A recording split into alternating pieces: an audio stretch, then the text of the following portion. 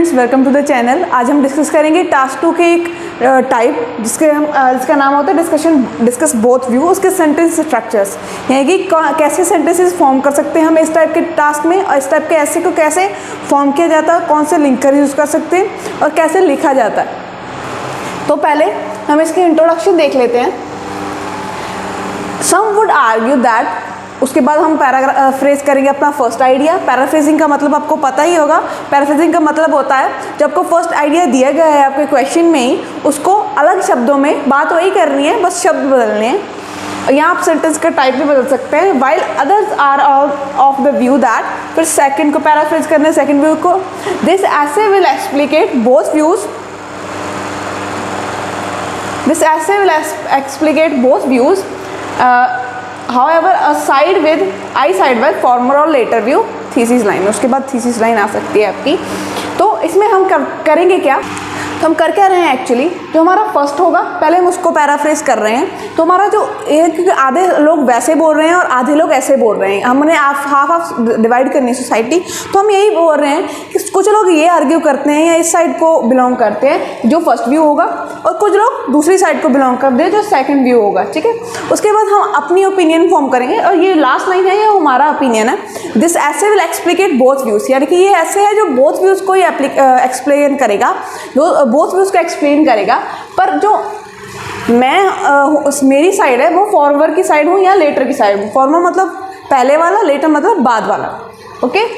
हम आएंगे उसके बाद BP1 पे। इसका बॉडी पैराग्राफ 1 हम कैसे लिखते हैं। ऑन द वन हैंड, जैसे ये बिल्कुल उल्टे डिस्कस बोथ व्यूज हो गए, तो बिल्कुल उल्टी बात ही होगी दोनों पैराग्राफ्स में। जो आप अगर तो आप फॉर्मर को सपोर्ट कर रहे हैं, तो फॉर्मर आपका जो व्यू है उसके जो पॉइंट्स हैं वो BP2 में जाएंगे, यानी कि आपका जो खुद का ओपिनियन है वो BP2 में होता है, जो दूसरा आपका पॉइंट बनता है वो BP1 में होता है। तो ये BP1 में ऑन द वन साइड, क्योंकि दो बिल्कुल उल्ट बातें होंगी, तो एक on the one hand, on the other hand हम कनेक्टर यूज़ करेंगे।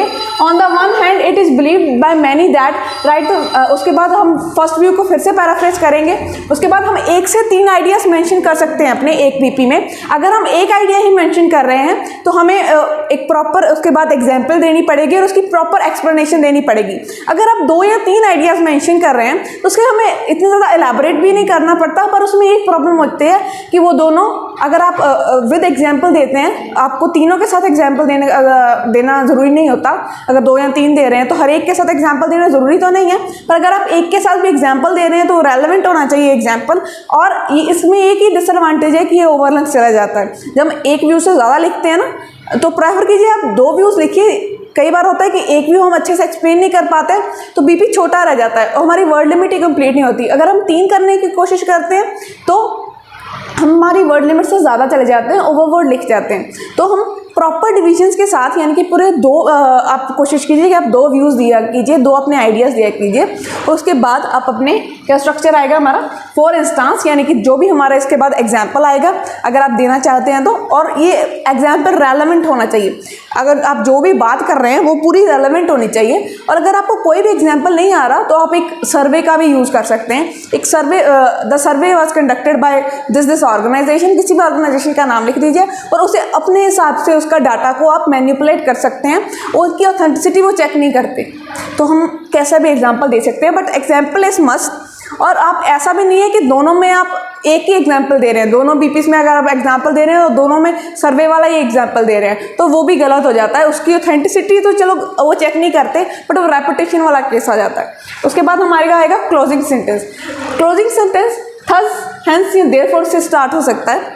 और उसके बाद हम करें फॉर एग्जाम्पल, अगर ये एक व्यू को so thus these are the reasons, और उसके बाद कुछ भी हम यूज़ कर सकते हैं। उसके बाद हमारा क्लोजिंग सेंटेंस आएगा। उसके बाद आएगा हमारा BP2, जैसे मैं आपको पहले भी बता चुकी हूँ। On the one hand, on the other hand हम यूज़ करेंगे। कनेक्टर हमारा आएगा on the other hand. I believe that the second view with paraphrasing, उसके बाद आएगा, उसके बाद दूसरा, उसके बाद आएगी फुल स्टॉप। उसके बाद आएगा इनको सपोर्ट करने वाले sentences with the same number of ideas. अगर आपने एक आइडिया दिया BP1 में तो इसमें भी एक ही आएगा। अगर आपने 2 दिए तो इसमें भी 2 ही आएंगे। अगर आपने 3 दिए तो 3 ही आएंगे, यानी कि proper number of same number of ideas होने चाहिए। और इसके बाद में हमें इसमें भी एग्जाम्पल ऐड करना है। ये मैं पहले भी बता चुकी हूँ कि एग्जाम्पल हमें सेम नहीं देना है, अगर आप फॉर एग्जाम्पल अगर सर्वे वाला एग्जाम्पल आपने फर्स्ट में दे दिया और दूसरे में आपको एग्जाम्पल समझ नहीं आ रहा है कि कौन से दें, तो आप एग्जाम्पल छोड़ सकते हैं, बट सेम ही यानी कि फिर से कोई और सर्वे करवाएंगे तो वो एग्जाम्पल गलत माना जाएगा क्योंकि वो रेपिटेशन होती है। ओके, उसके बाद इसका भी क्लोजिंग सेंटेंस थर्स हेंस या देयरफॉर से आप लिख सकते हैं। इसके बाद कोमा डालना नहीं बोलना। और इसमें एक और नोटिसेबल पॉइंट है, क्योंकि आई बिलीव्ड है, इसमें हम अपना भी ओपिनियन, क्योंकि हमारा जो अपना ओपिनियन वो BP2 में आता है ना, तो जो अपना ओपिनियन हम अगर जस्टिफाई कर रहे हैं तो उसमें आई कोमा के बाद आई बड़ा आता है, कैपिटल आता है। आई सिर्फ एक ही केस में कैपिटल आता है, एक तो दो केसेस में कैपिटल आता है। एक तो जो वो सेंटेंस की शुरुआत में हो, अगर वो कोमा के बाद भी कैपिटल आ रहा है, इसका मतलब उसके बाद वो अपना ओपिनियन दे रहे हैं कि ये मेरा ओपिनियन है, ये मैं बिलीव करता हूँ, तो ऐसे केस में आता है। कई बार बच्चे क्या करते हैं, ये जो इन वाला भी आई होता है ना, वो भी बड़ा डाल देते हैं। ये आई वाला मैं वाला आई है, वो इन वाला आई इसमें बड़ा नहीं आएगा। कंक्लूजन इसके बाद हम देखेंगे।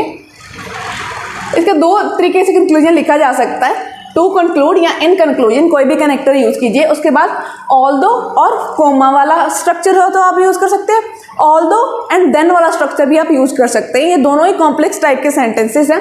उसमें भी हमें फर्स्ट की पैराफ्रेजिंग करनी होगी, फिर सेकंड की पैराफ्रेजिंग करनी होगी, बट हम आखिरी में क्या लिखेंगे, सेकंड व्यू देकर I believe that this view is more effective, यानी कि ये वाला व्यू ज़्यादा इफेक्टिव है। So this was the video, thank you for watching. If you have any doubt please let me know in the comment section. I am waiting for your doubts. Thank you.